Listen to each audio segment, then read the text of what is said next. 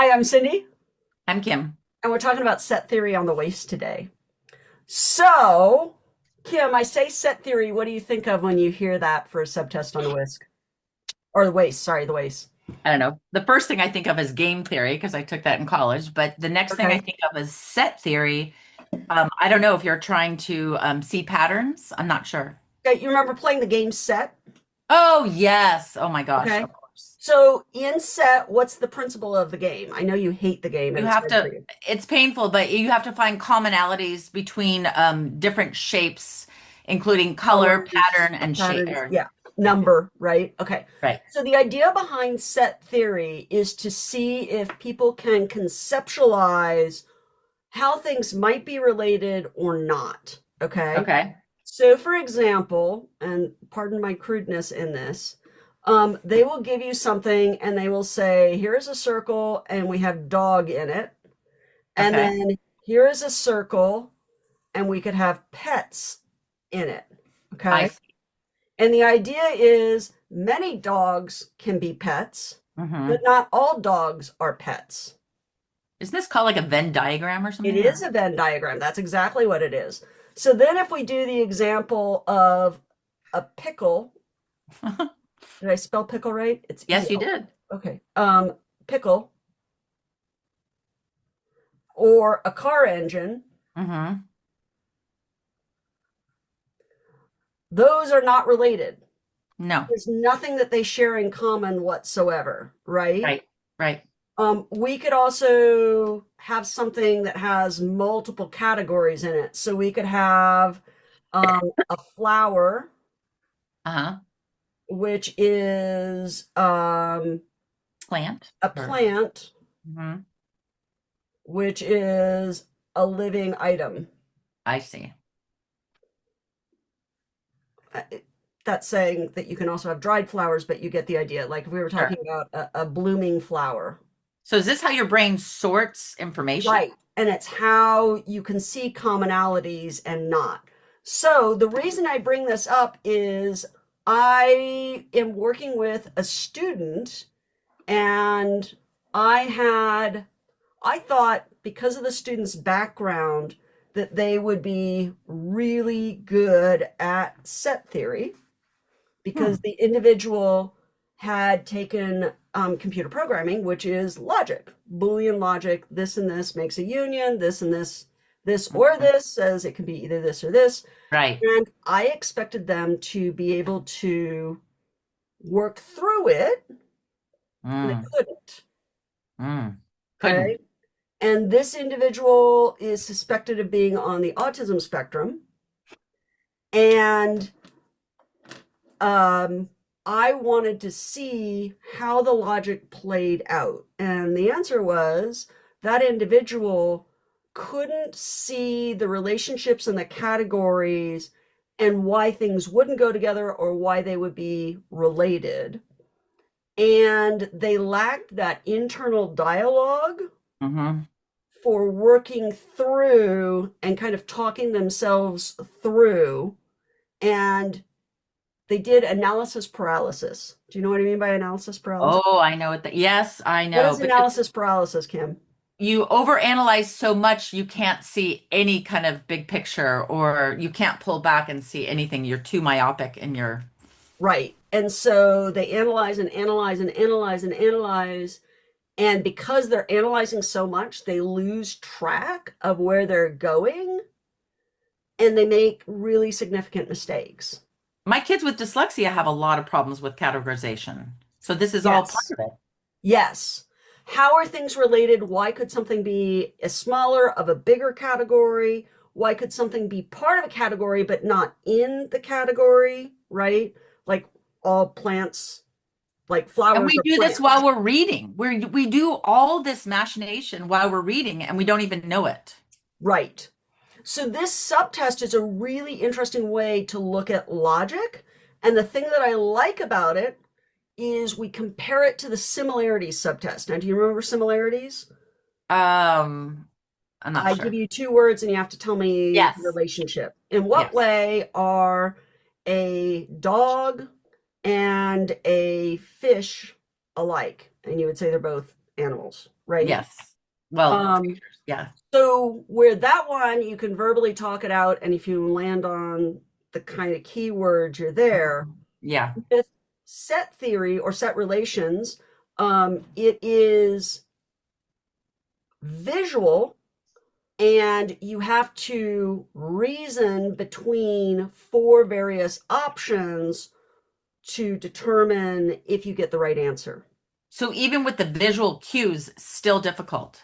Yes, because you can rationalize yourself into, oh, these are going to be related, and they're really not, because you're not talking yourself through.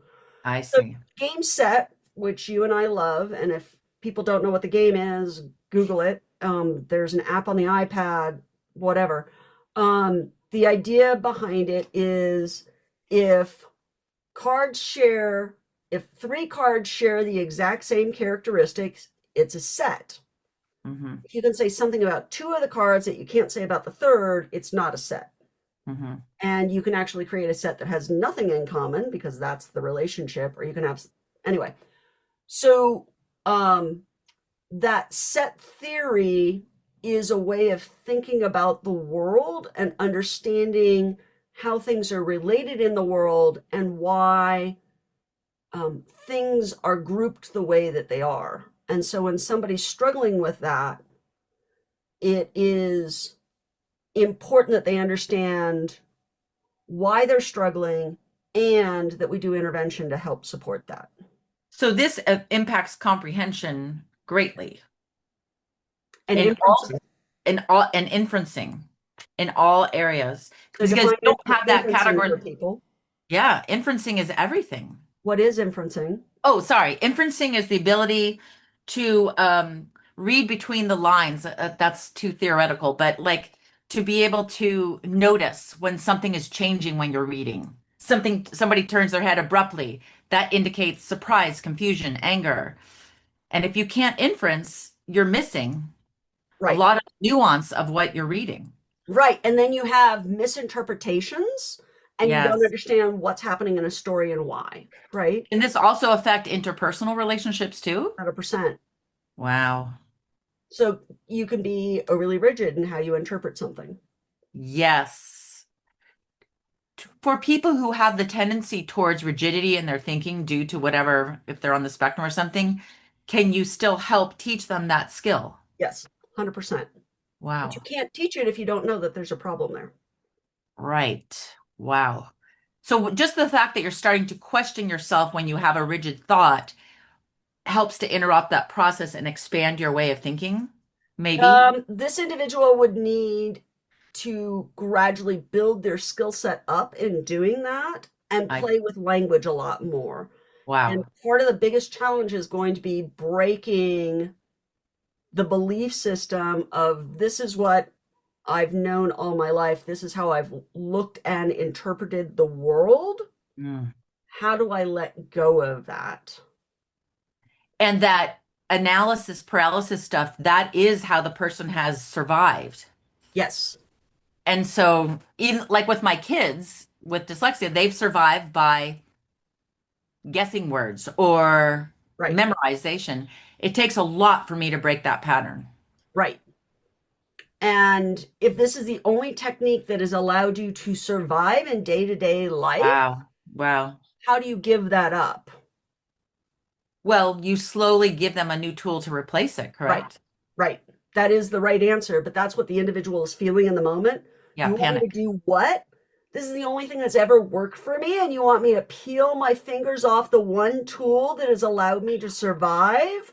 How in the world am I going to make it, right? And so it's a process of gradually building skill set and gradually teaching new concepts, Ooh. scaffolding along the way so that the Hmm. individual gets the support so they get the concept, and building success and showing them how that lower level success will build to higher level success later in life.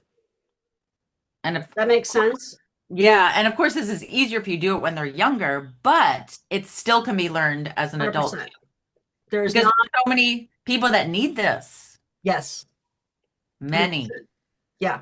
Okay. One of the places that I would send people, so if you recognize this as an issue, There's a couple curriculums out there that I like that would kind of address this. One is the Building Thinking Skills series out of Critical Thinking Press and Software, Hmm. where they're asking people to describe things, understand categories, why are things related, all of that. The other place is the Reading and Reasoning series by Joanne Carlisle. And there's Hmm. a beginning, a level one, and a level two. Hmm. And she was one of my professors at Northwestern. She is freaking amazing. Hmm.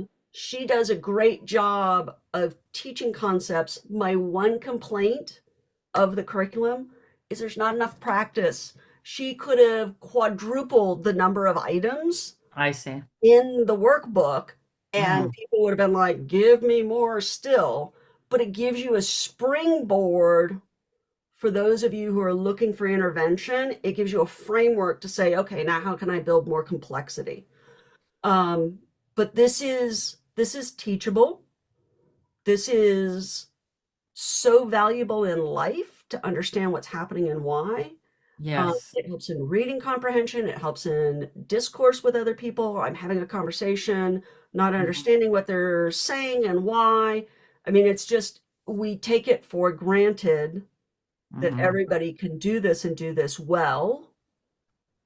And when you're bright and you can't do this, people are like, what do you mean you can't do this? This is so, I would like to do a video on this. I think this would be for the amount of adults suffering with this, difficulty with yeah, inferencing, it would be great. yeah. Okay.